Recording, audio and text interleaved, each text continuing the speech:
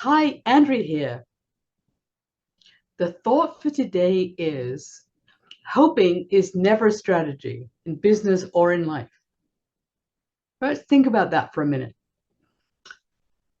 How often do you hear yourself using the word hope? A little assignment for the day is to start paying attention because honestly, most of us use it way too often. Like, I hope XYZ will work out. I hope we'll get there in time. Um, Whatever it is, I hope, I hope, I hope. Hoping is never a strategy. It's never going to actually cause it to happen.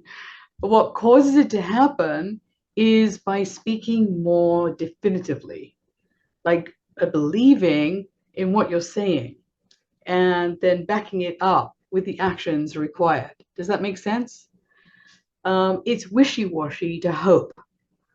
I hope I get the job. I hope I get into college. I hope, I hope, I hope. Snooze, snooze, snooze, right?